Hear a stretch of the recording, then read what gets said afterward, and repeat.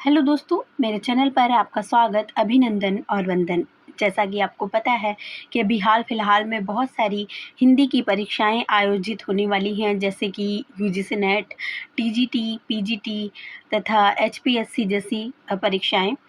तो मैंने आपसे कहा था कि जो पेपर हो चुके हैं, जैसे कि पीएचडी वगैरह के जो एंट्रेंस एग्ज़ाम होते हैं, उसमें भी जो प्रश्न पूछे जाते हैं वो भी हम हिंदी साहित्य के बहुत अच्छे प्रश्न पूछे जाते हैं और रिपीट भी होते हैं। अभी ये जो प्रश्न पत्र मैं आज लेकर उपस्थित हुई हूँ, pre PhD end semester examination 2022-23 Hindi literature third paper का, तो इसमें भी बहुत अच्छे-अच्छे प्रश्न पूछे गए थे और मैंने देखा है कि ये जो प्रश्न थे, ये यूजीसी नेट की परीक्षा में भी और अभी हाल ही में यूपीएचईएससी का जो एग्ज़ाम हुआ था, उसमें भी इस प्रश्न पत्र के कुछ क्वेश्चन रिपीट हुए थे। तो ऐसे बहुत सारे हिंदी के एग्ज़ाम होते हैं और उसमें रिपीट होते रहते हैं, क्योंकि सिलेबस हमारा लगभग वही होता है। तो हमें इन पेपर को हल करना इसलिए बहुत आवश्यक हो जाता है।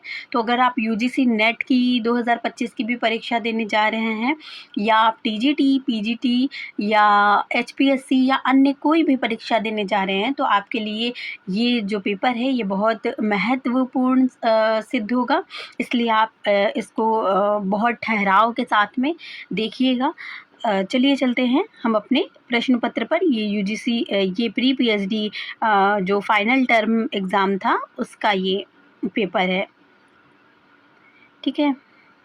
चलिए चलते हैं पहले प्रश्न पर।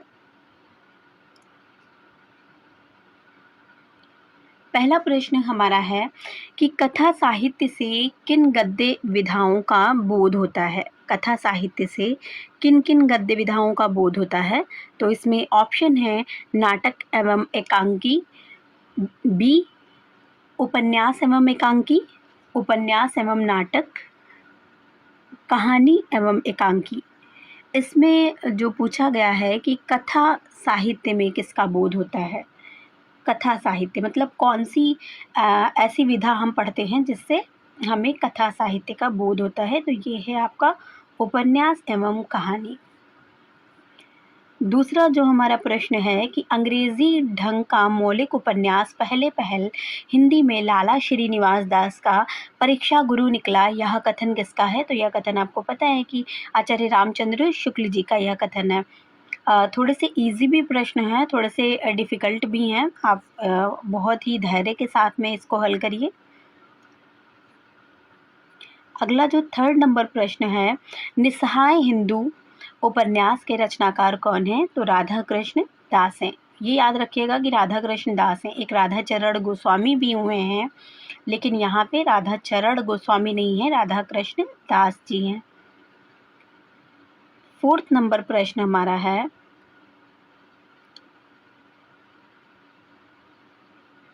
मनोविश्लेषणवादी धारा के अंतर्गत आने वाले उपन्यासकार हैं, कौन से हैं। तो जैनेंद्र हैं, हजारी प्रसाद द्विवेदी आपके सांस्कृतिक जो शैली है उसको अपनाते हैं, यशपाल यथार्थवादी या मार्क्सवाद को अपनाते हैं, और ये मुस्लिम जो पात्र होते हैं उन पर आधारित बहुत सारी कहानियाँ और उपन्यास उनको ये ज़्यादा लेते हैं, अपने कथानकों में रखते हैं।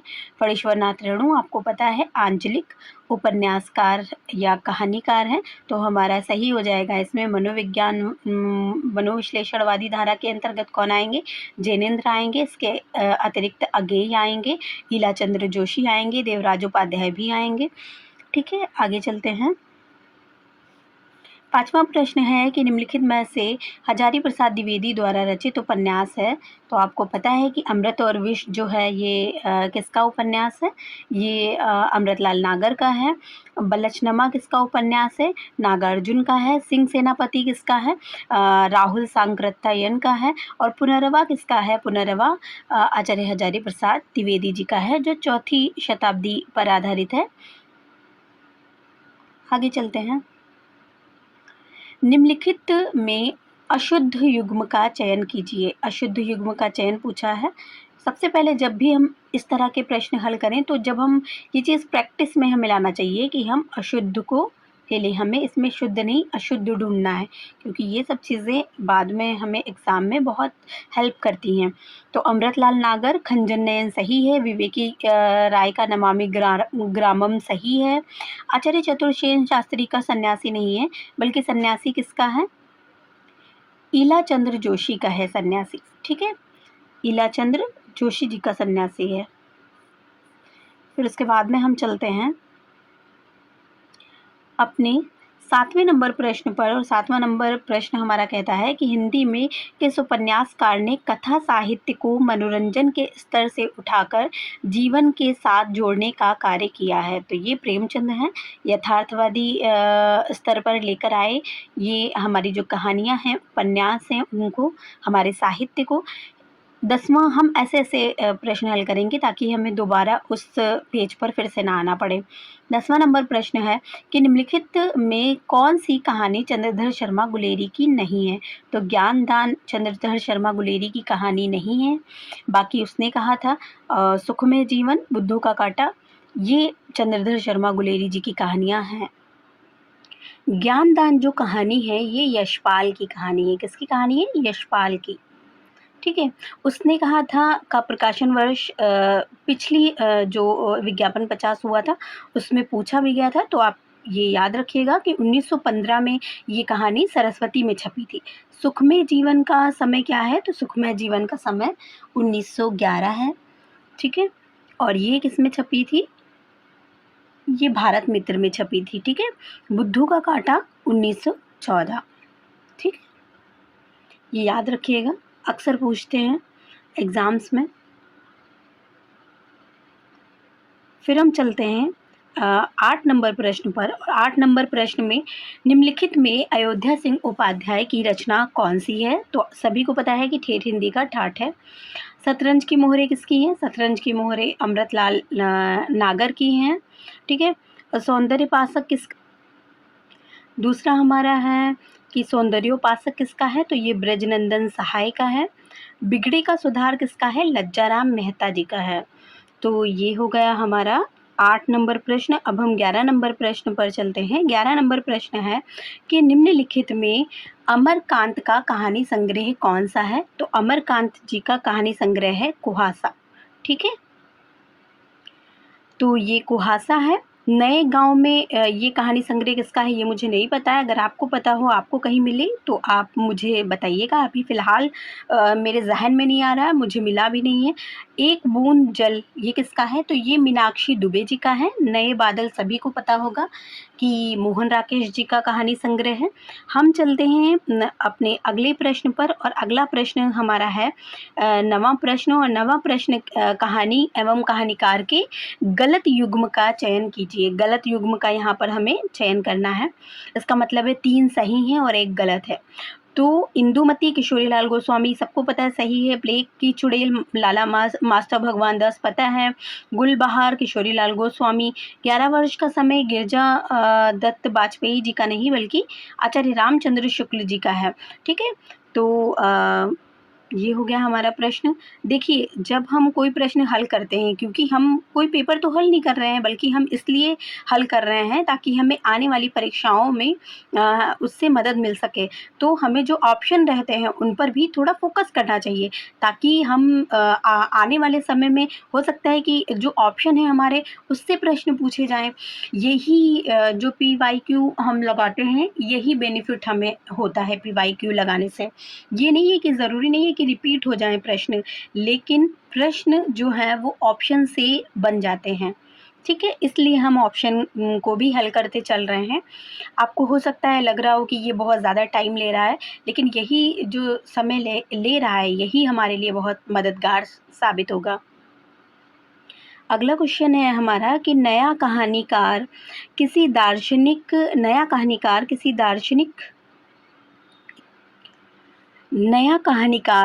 दार्शनिक, सामाजिक अथवा राजनीतिक विचारधारा से प्रतिबद्ध ना होकर विशुद्ध अनुभूति की सच्चाई और विषय की यथार्थता के प्रति प्रतिबद्ध होता है। प्रस्तुत कथन किसका है? तो प्रस्तुत कथन है हमारा नामवर सिंह का। ठीक है, ये नामवर सिंह का कथन है। नोट डाउन कर लीजिएगा। जहाँ पर भी आप अपने कथन के नोट्स बना रहे हैं, एक अलग जगह बना लीजिए कि नामवर सिंह के जो कथन आपको मिलते हैं वो अलग लिखा करिए, जो कबीर दास के मिलते हैं वो अलग लिखा करिए। जैसे कबीर दास पे किसी ने कहा, एक बनाइए जहाँ कथन मिलते हैं सारे उठा के लिख लिया करिए, फिर एक सेपरेट बनाइए, ठीक है। इससे ये बहुत हेल्प करता है एग्ज़ाम में। दूसरा है कि पुरानी और नई कहानी के बीच बदलाव का बिंदु है नई वैचारिक दृष्टि। नई कहानी के संदर्भ में उपयुक्त विचार किस विद्वान का है? तो 13 नंबर का जो हमारा आंसर हो जाएगा वो ए हो जाएगा, कमलेश्वर का है। ये कथन कमलेश्वर जी का है।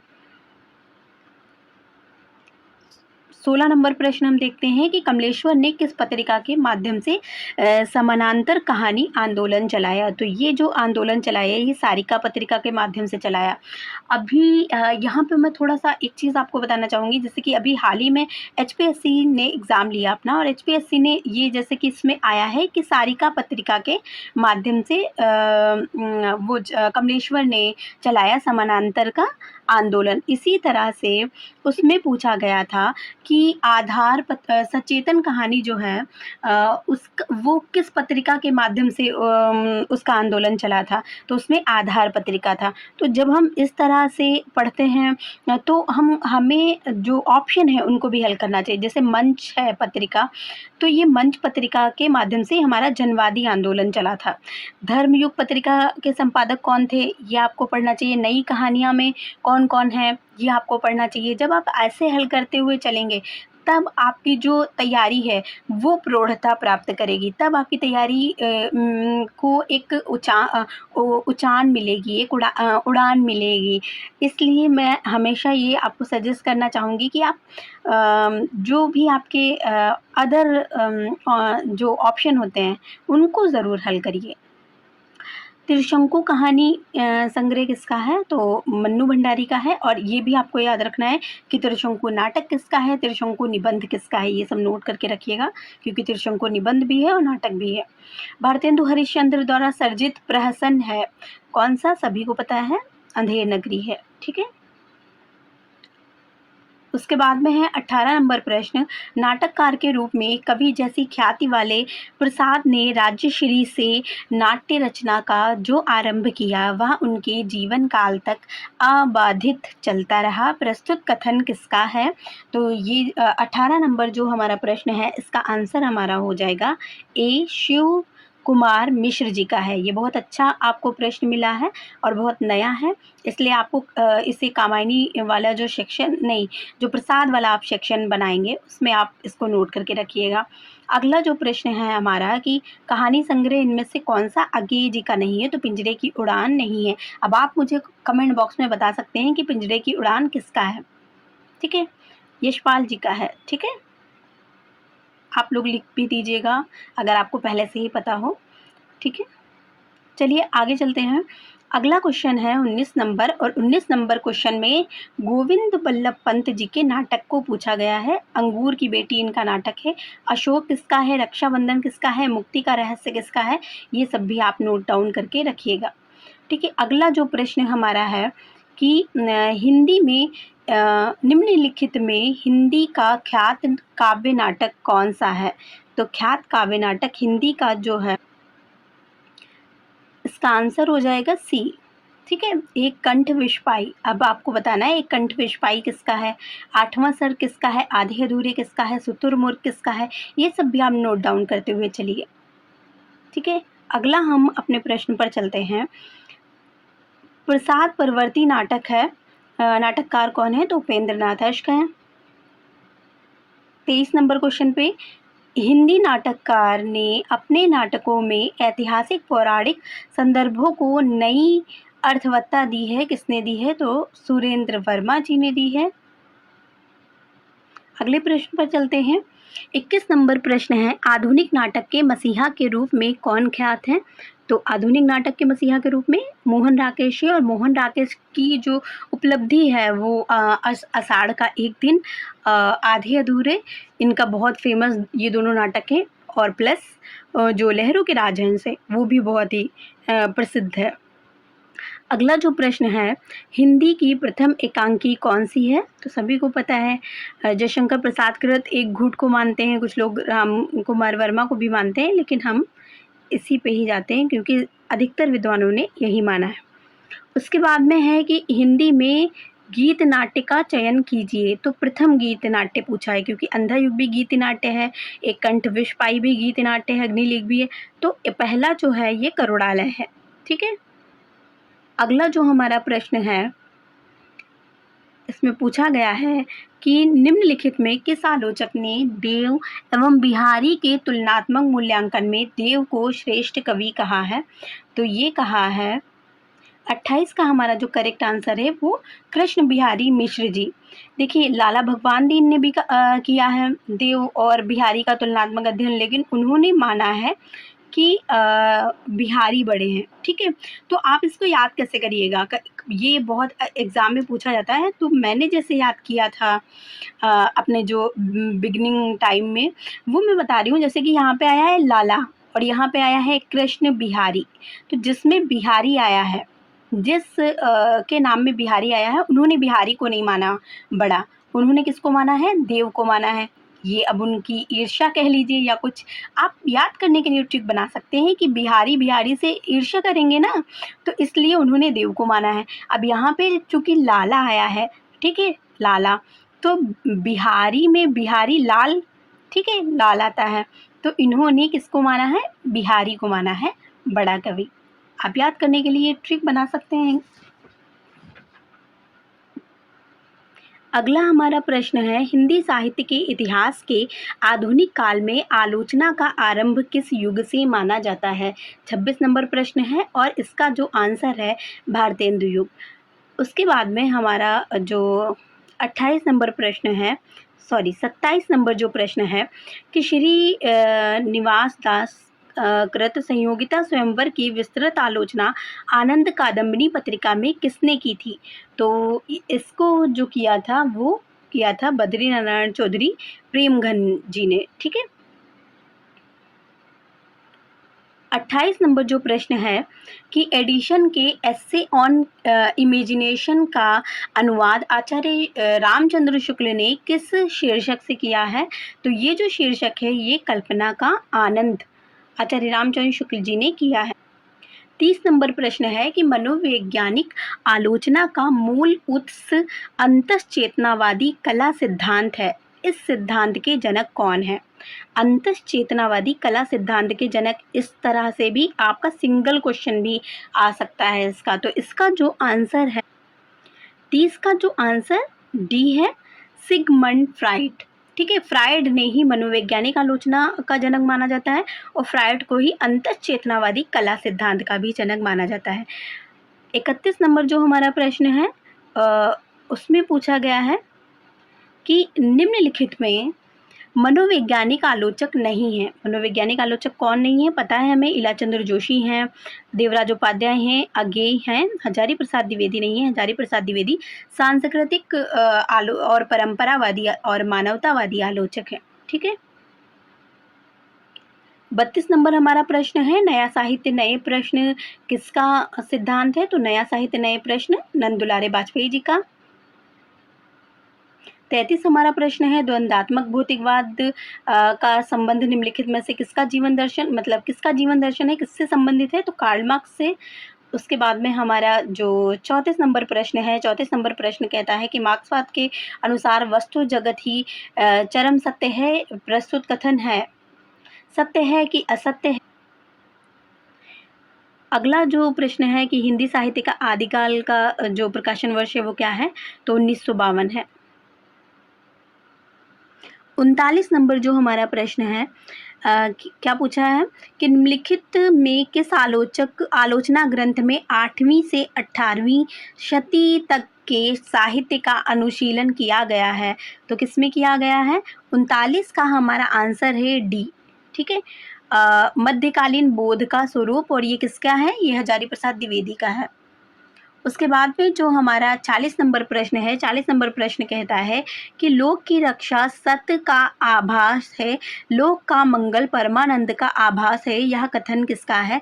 तो यह कथन जो है ये आचार्य रामचंद्र शुक्ल का है। जो 37 नंबर हमारा प्रश्न है कि किस आलोचक ने साहित्य की आलोचना के संबंध में सप्त सूत्री जिज्ञासाओं का आधार ग्रहण किया है? तो ये जो हम ग्रहण किया है ये आचार्य नंद दुलारे वाजपेयी जी ने किया है। 37 नंबर का ए हमारा करेक्ट हो जाएगा।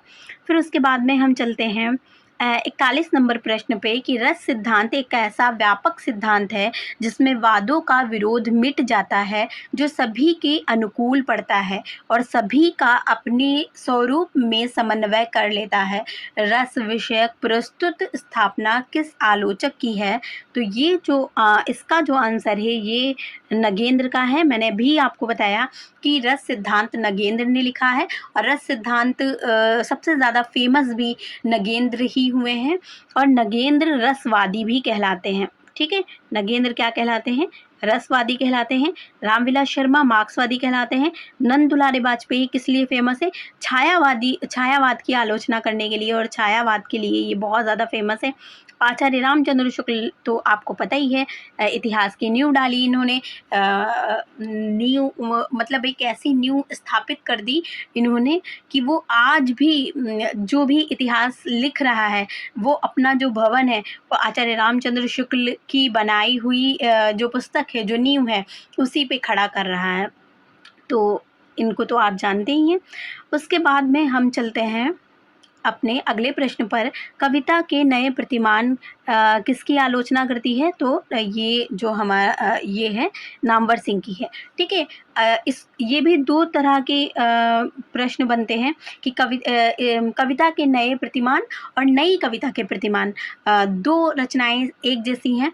तो जो नई कविता के प्रतिमान है वो लक्ष्मीकांत वर्मा की है और जो कविता के प्रतिमान है वो नामवर सिंह की है। इसको भी आप कभी कभी कंफ्यूज हो जाते होंगे, आपको याद होता होगा लेकिन आप कभी ये टिक लगा देते होंगे और कभी वो मतलब जल्दबाजी में, या कभी ध्यान नहीं दिया, या कभी बहुत ध्यान दिया लेकिन याद ही नहीं आ रहा है कि कौन सी किसकी है। याद कर लिया लेकिन एग्ज़ाम हॉल में गए और कन्फ्यूज़न हुआ।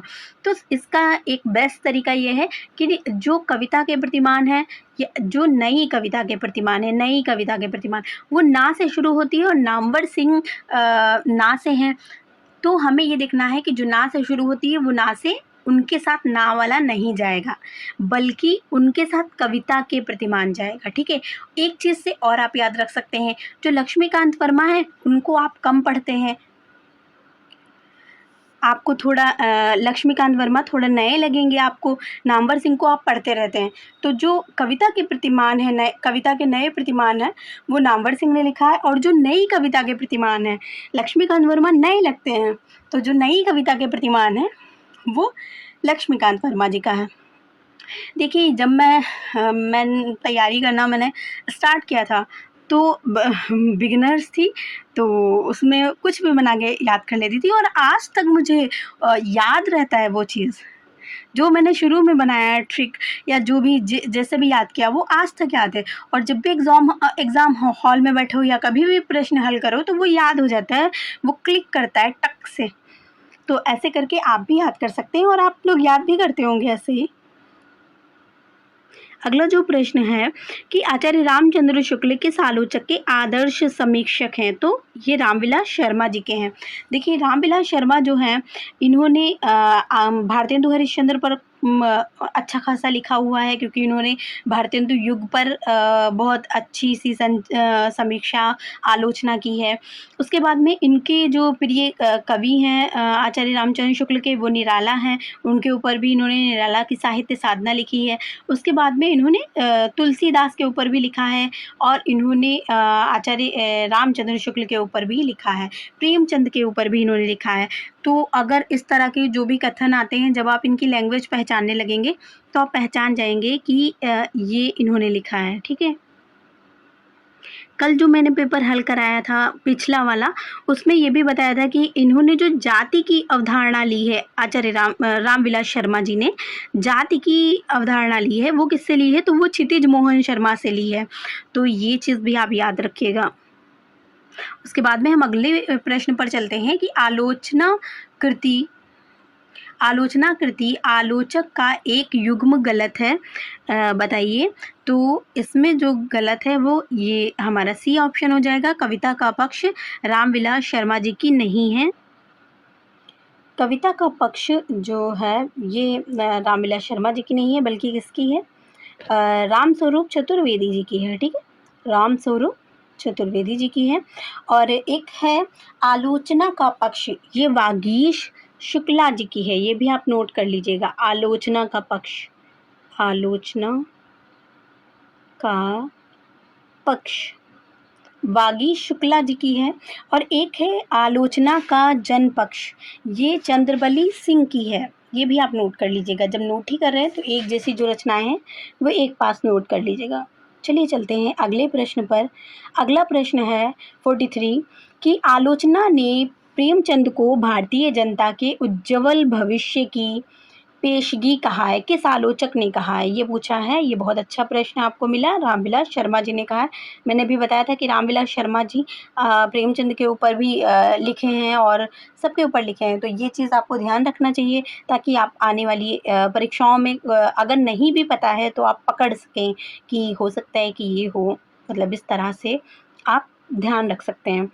अगला जो प्रश्न है कि बनारसी दास जैन अर्धकथा किस विधा में है, तो ये सभी को पता है, पहली आत्मकथा है। इसके बाद में हम चलते हैं कि पैरों में पंख बांधकर यात्रा वृतांत के लेखक कौन है। तो इसके लेखक जो हैं रामवृक्ष बेनीपुरी हैं। सरल प्रश्न है। अगला जो प्रश्न है कि बिल्लेसुर की बकरियां जो उपन्यास है इसके रचयिता कौन है। चलिए ठीक है, इसमें जो पूछा गया है ये तो निराला है, लेकिन इसमें एक बहुत अच्छी चीज़ हमें देखने को मिलती है कि बिल्लेसुर की बकरियां जो ये है ये उपन्यास तो है, लेकिन कैसा उपन्यास है? संस्मरणात्मक उपन्यास है ये। ठीक है, तो ये किसके ऊपर संस्मरण लिखा गया है आपको ये भी पता होना चाहिए कि बिल्लेसुर की बकरियां किसके ऊपर संस्मरण है। इसको थोड़ा सा पढ़िएगा। फिलहाल के लिए मैं बस इतना बता देती हूँ कि ये जो बिल्लेसुर है ये बिल्लेश्वर है। ठीक है, बिल्लेश्वर, और इन्हीं के ऊपर लिखा गया ये उपन्यास है। आपको इतना ध्यान रखना पड़ेगा। इसका जो आंसर हो जाएगा हमारा आचार्य सूर्यकांत त्रिपाठी निराला, सॉरी। उसके बाद में हमारा अगला जो प्रश्न है, अगला प्रश्न है सर्जन के सहयात्री संस्मरण जो है ये किसका है। यहाँ पे ये ध्यान रखिएगा, सर्जन के सहयात्री संस्मरण है। कभी ये भी पूछ सकते हैं कि सर्जन के सहयात्री की विधा बताइए, तो ये दूधनाथ सिंह का है। सॉरी, ये रविंद्र कालिया का है। वो गलत प्रश्न आंसर लगा हुआ था तो मैंने भी गलत बता दिया, माफ़ी चाहूँगी। रविंद्र कालिया जी का है। ठीक है, अगला जो हमारा प्रश्न है 51 नंबर कि ऑल इंडिया रेडियो का नाम आकाशवाणी किस वर्ष रखा गया। तो ये जो रखा गया है ये 1975 में ऑल इंडिया रेडियो का नाम आकाशवाणी रखा गया है। आप मुझे बताइएगा कि जो ऑल इंडिया रेडियो है इसका जो शुभारंभ हुआ था वो कब और किस वर्ष हुआ था, ये भी पूछते हैं। और इसका जो वाक्य था, एक टैग था, एक टाइटल था, वो क्या था, वो भी क्या है, वो भी बहुत पूछते हैं, तो वो भी आप याद रखिएगा। ठीक है, अगला जो प्रश्न है कि कृष्णा सोबती रचित हम हशमत किस विधा की रचना है। तो ये जो विधा है संस्मरण, ठीक है, संस्मरण विधा है। फिर उसके बाद में हम अगला चलते हैं कि एफएम का पूरा नाम क्या है। तो एफएम का पूरा नाम है फ्रीक्वेंसी मॉड्यूलेशन। ठीक है, फ्रीक्वेंसी मॉड्यूलेशन याद रखिएगा। अब बहुत ज़्यादा डीप प्रश्न आने लगे हैं इस तरह के, मतलब थोड़ा सा जो नहीं पूछे जाते थे परंपरागत रूप से, अब थोड़ा लीक से हटकर भी प्रश्न आ रहे हैं, तो आप इसको ध्यान रखिएगा। ये सब हम एमए में पढ़ते हैं, लेकिन फिर भी जब हम नेट वगैरह की तैयारी करते हैं तो उसमें हम इसको थोड़ा सा इग्नोर कर देते हैं। लेकिन अगर आप देखिए तो एमए के सिलेबस में तो सब कुछ हम पढ़ते हैं।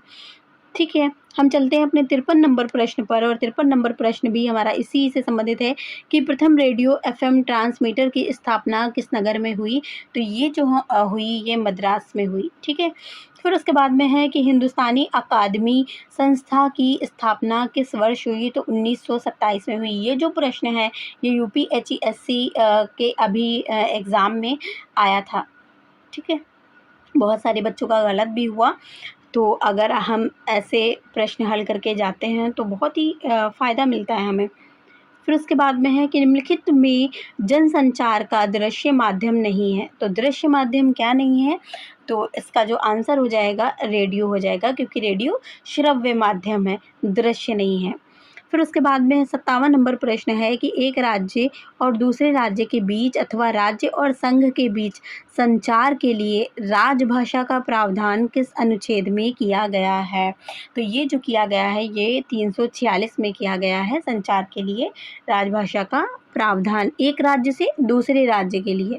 ये तो आपको जितने भी 343 से 351 तक जितने भी अनुच्छेद हैं ये आपको याद रखना चाहिए। जितनी भी भाषाएं हैं उनको याद रखना चाहिए, जितने भी संशोधन हुए हैं उनको याद रखना चाहिए।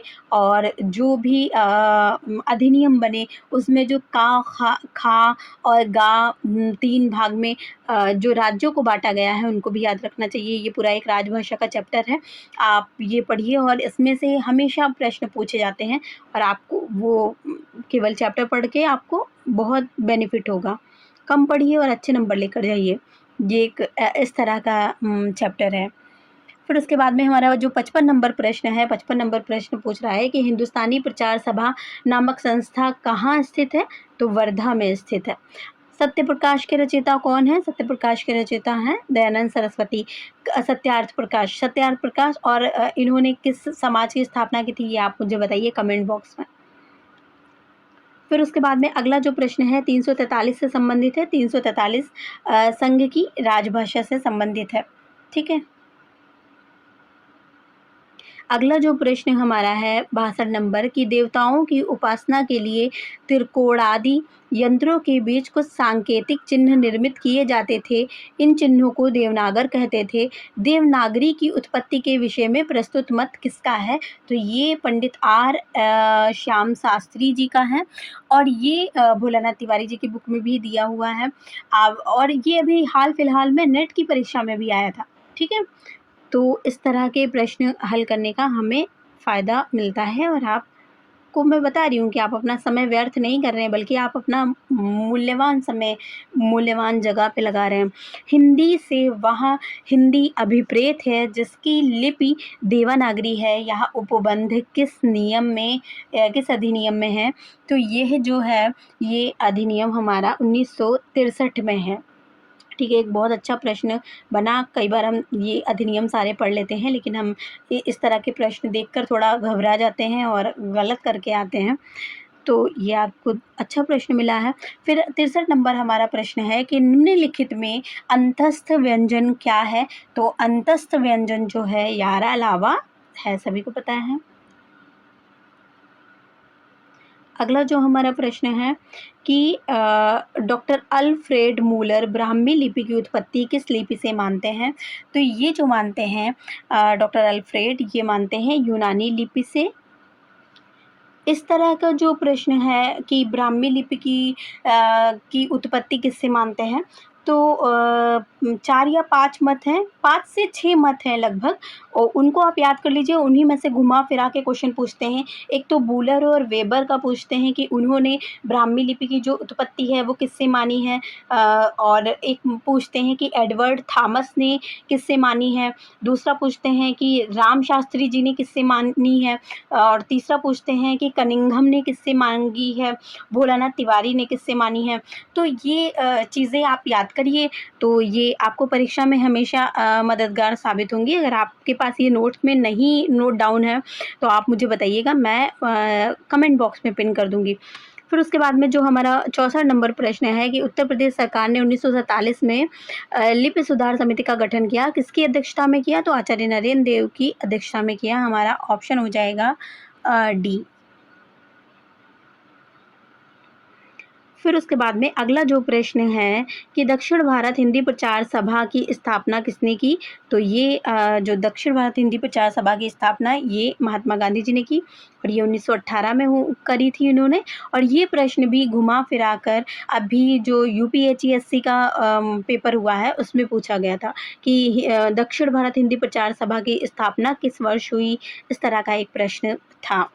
ठीक है। फिर ओकार बहुला बोली है, ओकार बहुला बोली है, आपको पता होगा कि इसका जो आंसर है वो ब्रज भाषा हो जाएगा, ब्रज ओकार है, जबकि जो आपकी भोजपुरी है वो इकार बहुला है, खड़ी बोली है वो आकार बहुला है, ठीक है। फिर उसके बाद में हम चलते हैं, देवनागरी का गुण नहीं है, भाषा विज्ञान से संबंधित प्रश्न है, देवनागरी लिपि के मानकीकरण से संबंधित है। तो इसमें जो है अनुच्चरित ध्वनियों का अभाव, ये जो है ये इसका गुण नहीं है, ठीक है। 66 का हो जाएगा डी, ठीक है। बाकी देख लेते हैं, प्रत्येक वर्ड की निश्चित उच्चारण सही है, जैसे कि हम का, खा, ग, घ, अड़ा, मतलब जो कंठ से निकलने वाली ध्वनियाँ हैं वो निश्चित क्रम में हैं, तालव्य से निकलने वाली जो ध्वनियाँ हैं वो निश्चित क्रम में हैं। तो मतलब प्रत्येक वर्ड का जो निश्चित उच्चारण है वो एक क्रम में है। उसके बाद में है कि शब्दों में प्रत्येक ध्वनि का लेखन, तो शब्दों में प्रत्येक ध्वनि का लेखन बिल्कुल हमारे यहाँ ये नहीं है कि हमने नो लिखा है, KNO नो लिखा है, कनऊ लदिगे लिखा है, लेकिन उसको पढ़ रहे हैं नॉलेज, KNO के साइलेंट कर दिया, या नो लिखा है तो उसमें के साइलेंट कर दिया। इस तरह की जो चीज़ें हैं हमारे यहाँ साइलेंट वाला जो है वो नहीं है, बल्कि हिंदी की तो बिंदी भी बोलती है। उच्चारण और लेखन में एकरूपता है, बिल्कुल एकरूपता है, अनुच्चरित ध्वनियों का अभाव है, अभिन्नता है। चलिए हम चलते हैं अगले प्रश्न पर कि देवनागरी लिपि में आ की 12 खड़ी स्वर ध्वनियों के स्थान पर प्रयुक्त करने का सुझाव किसने दिया? तो ये जो सुझाव दिया है आ की 12 खड़ी वाला सुझाव, ये दिया है हमारे काका कालेलकर ने। इसका जो आंसर हो जाएगा काका कालेलकर जी ने दिया। ये क्वेश्चन आपको थोड़ा कंफ्यूज कर सकता है कि देवनागरी लिपि की आ की 12 खड़ी, तो हमने सुना था कि वीर सावरकर जो बंधु थे उनका नाम सुना था। तो अगर आप बिगिनर्स हैं तो आपके मन में ये डाउट बिल्कुल बन सकता है। कई बार तो बहुत लंबे जो अध्ययन करते हैं उनके अंदर भी, उनके भीतर भी ये डाउट बना रहता है। तो इसका जो हल है वो ये है, यहाँ पे पूछा है कि देवनागरी लिपि में आ की 12 खड़ी जो स्वर ध्वनियों के स्थान पर प्रयुक्त करने का सुझाव किसने दिया? तो सुझाव काका कालेलकर जी ने दिया, ठीक है। लेकिन बनाया किसे? ये जो 12 खड़ी थे ये बनाया किसने? तो ये जो बनाया, ये वीर सावरकर जो बंधु थे उन्होंने इनका आ की 12 खड़ी का निर्माण किया। अगर आपसे निर्माण पूछे कि निर्माण किसने किया, तो आप सावरकर बंधु लगाइएगा, भले काका कालेलकर आपके जो ऑप्शन है उसमें हो। लेकिन अगर पूछे कि सुझाव किसने दिया, मतलब इसको स्वरों के स्थान पर इसको प्रयुक्त करने का सुझाव किसने दिया, तो काका कालेलकर जी ने दिया। और ये इंदौर में जो आपका सम्मेलन हुआ था, हिंदी साहित्य सम्मेलन, जिसमें महात्मा गांधी जी ने अध्यक्षता की थी, उसमें इन्होंने सबसे पहले ये सुझाव प्रस्तुत किया था और इनका ये सुझाव माना भी गया था। तो ये जो प्रश्न है ये दो तरह से आएगा, एक सुझाव और दूसरा निर्माण। और आपको दोनों ध्यान रखना है, निर्माण आएगा तब हम सावरकर बंधु लगाएंगे और सुझाव आएगा तब हम काका कालेलकर लगाएंगे। ये आपका बिल्कुल करेक्ट होगा। फिर उसके बाद में हमारा जो लास्ट प्रश्न है, महात्मा गांधी द्वारा प्रकाशित पत्र कौन सा है? तो हरिजन सेवक है, सभी को पता है। मूकनायक अंबेडकर का है। अछूतोद्वार किसका है? केसरी किसका है? ये सब आपको पता होना चाहिए अगर आप तैयारी कर रहे हैं। तो ये थे हमारे 70 प्रश्न जो कि CSJMU कानपुर यूनिवर्सिटी में PhD में पूछे गए थे और मैंने इनका हल बताया है। बाकी आप देखिएगा कि आपके कितने सही हो रहे हैं पॉज कर करके। आशा करती हूँ कि आपकी आने वाली आगामी परीक्षाओं में ये जो पेपर है ये बहुत महत्वपूर्ण साबित होगा। हमने जो भी अभी डिस्कस किया, अब बातचीत की, वो आपके लिए बहुत ही बेनिफिशियल रहेगी। तो अगर आपको लगता है कि आपको इस तरह का जो कंटेंट है वो मददगार आपके लिए साबित होगा, आपको मदद देगा आने वाली परीक्षाओं में, तो हमारे चैनल को सब्सक्राइब कर लीजिए ताकि आने वाली जो वीडियोज़ हैं वो सबसे पहले आप तक पहुँचे। और ताकि मुझे भी एक थोड़ा मोटिवेशन मिले इन जो इस तरह की वीडियोज़ हैं उनको बनाने के लिए। बाकी आप देखिएगा कि आपके कितने प्रश्न सही हो रहे हैं। चलते हैं और जल्द ही मिलते हैं अगली वीडियो में, तब तक के लिए धन्यवाद।